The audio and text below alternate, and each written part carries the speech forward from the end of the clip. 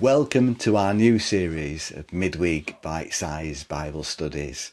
The theme of the new series of studies is people of the New Testament. Last week we studied the life of Peter, an amazing man who went from being a humble fisherman, who wasn't very well schooled or educated, to becoming one of the most important people in the New Testament. In order to do this, though, Jesus needed to reset his life. He had to take him back to where he needed to be, to make him realise what was really at the centre of his life, which was his love and his commitment for Jesus. People are important to us, aren't they?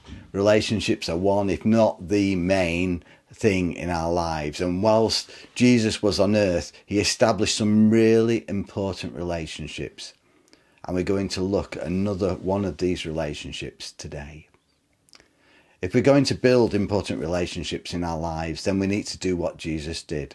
We need to invest time and energy and effort into our relationships. I admit that this is something that I don't always found easy to do. I can be the sort of person who just has a few close relationships, and sometimes that's just enough for me.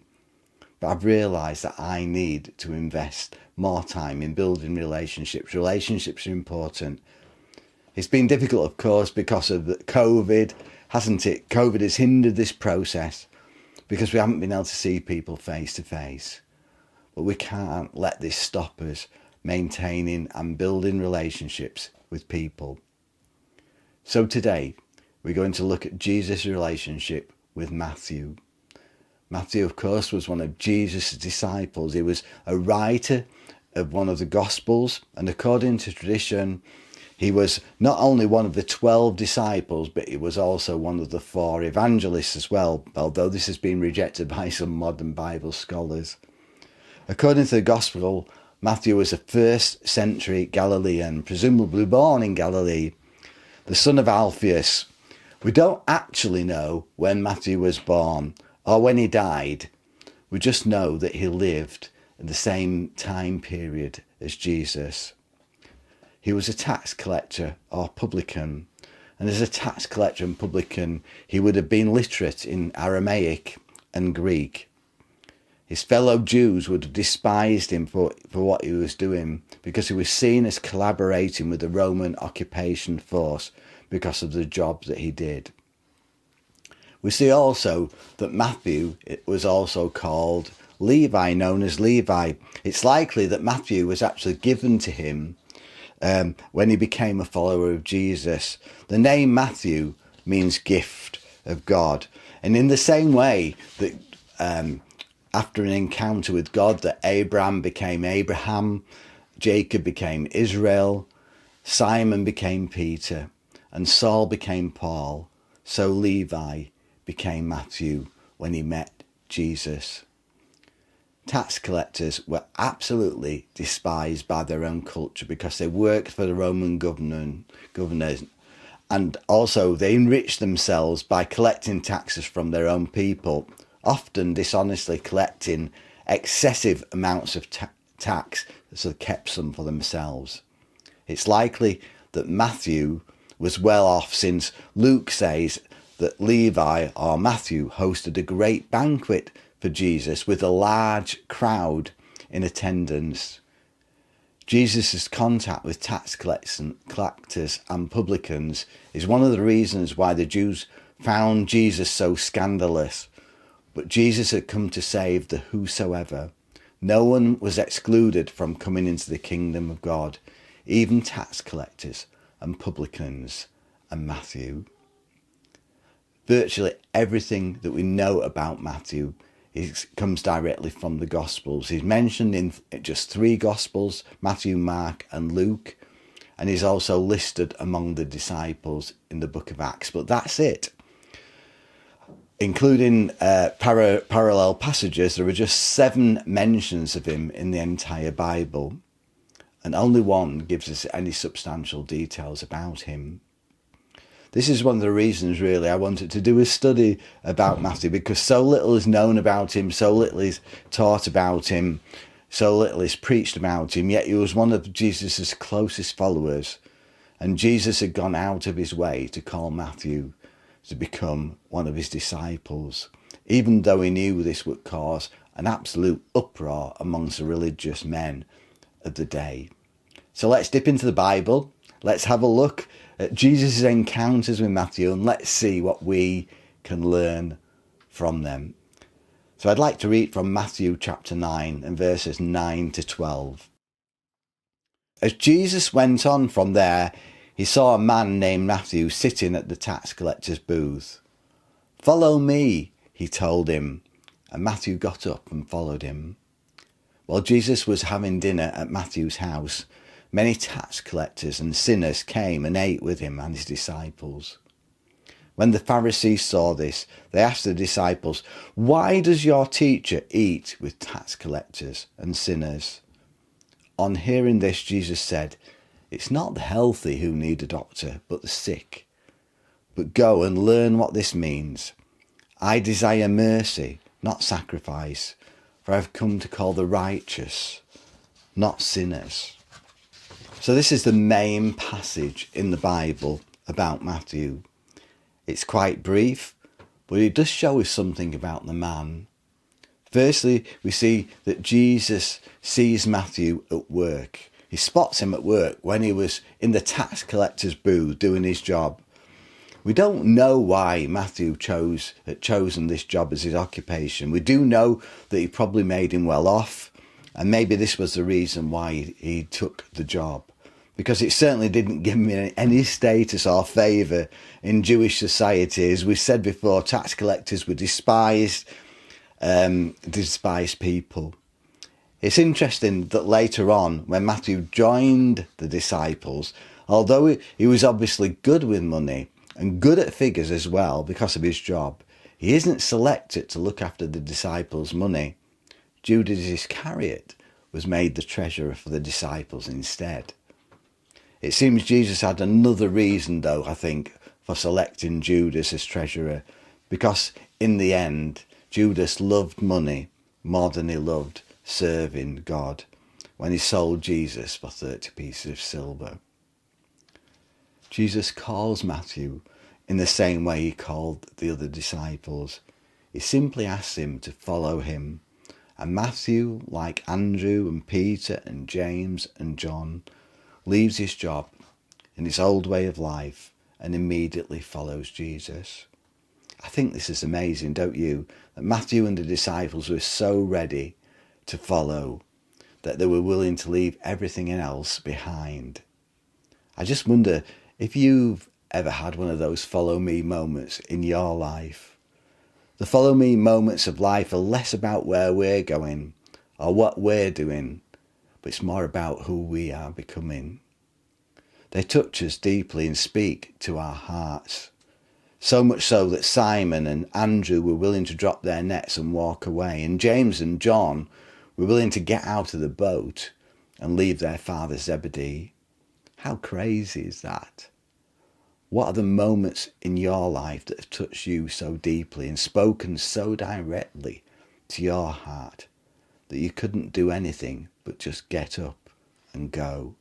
You had to follow that calling. It was real and authentic for you and for your life. And that's what's happened to Matthew. You know, we can only make a real change in our lives if we're willing to leave our old ways behind. If we try to compromise, if we still try to have one foot in our old life and one foot in the new life, then it's not going to work. It's not going to be successful. It's not going to change us radically. It's going to be a constant frustration. For Matthew, it was as if everything he had built his life on previously didn't matter. His career, his friendships, his way of life, nothing mattered compared to following Jesus. It was the most important thing in his life. And this is, of course, what Jesus said later in the Gospels. In Matthew 16, verse 24, Jesus says to his disciples, "If any one of you wants to be my follower, you must give up your own way, take up your cross, and follow me." Are you ready for a follow me moment in your life like Matthew was? The next part of the story we see was found in Matthew's house. Matthew is hosting a large party at his house. He's invited his ex-colleagues and his friends to come along to the party with Jesus and the other disciples. And we see here how well off Matthew was. He had his own house. It must have been a sizable house to host a large party.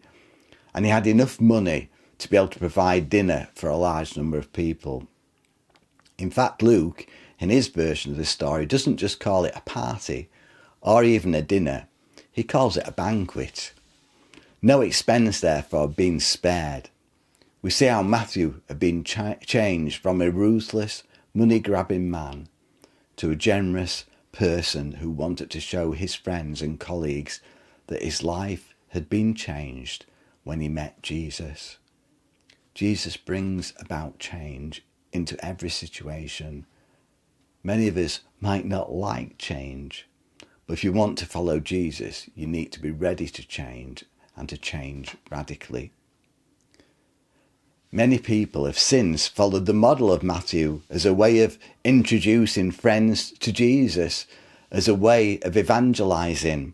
Matthew obviously wanted his friends to meet Jesus too, so what he thought the best way to do this was to facilitate a party where Jesus and his disciples could meet his friends.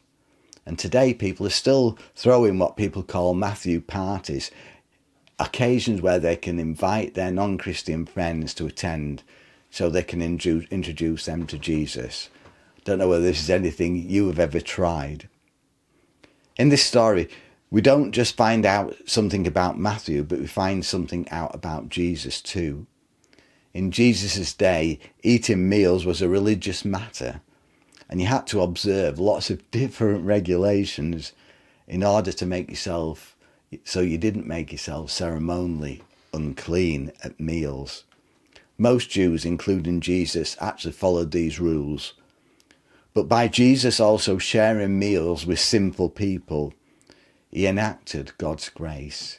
He extended God's love and forgiveness to the whosoever. Jesus tore down the barriers separating us from one another and from God.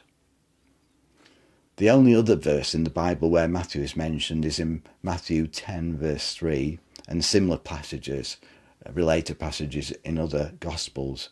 And then in Acts 1 verse 13. And really it's just mentioned as part of a list really. So in Matthew 10 verse 3 we see that he's included as one of the 12 apostles. In Acts 1 verse 13 we see Matthew listed as one of the apostles who returned to Jerusalem after Jesus' ascension to heaven.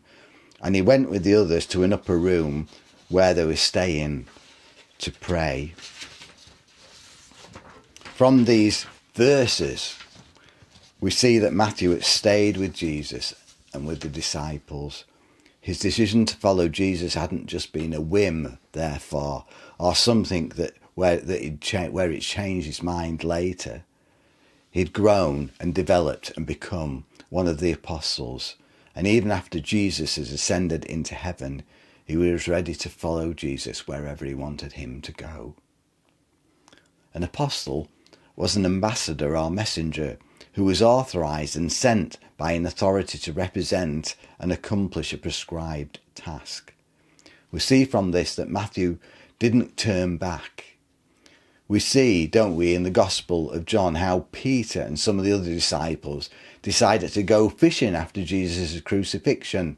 This was something they'd done before they met Jesus. It was almost as if they was going back to their old occupation.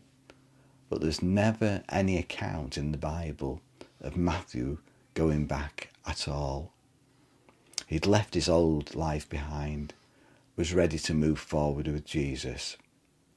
There's a song that's been written by a Christian group called King and Country, and the song's called No Turning Back. I'd just like to read a few of the words from the song. I used to be a beggar down on calloused knees, till I got an invitation into the courts of the King. I'm moving on, I'm moving on, I'm moving on, keep moving. You gave me my freedom, Now I'm free indeed. I'm moving on. I'm moving on. Keep moving. I'm marching out of the doubt into trust. Out of the me into us. No turning back. No turning back. No turning back. I'm falling head over heels into love, leaving regret in the dust. No turning back. No turning back. No turning back. There's no turning back, is there? Look where God has brought you from, like Matthew, and where he has placed you now. Let us too, like Matthew, keep moving on. No turning back. Thank you for listening. We're going to have a short break and then we'll meet for a Zoom discussion about the study at 8 o'clock. Thank you.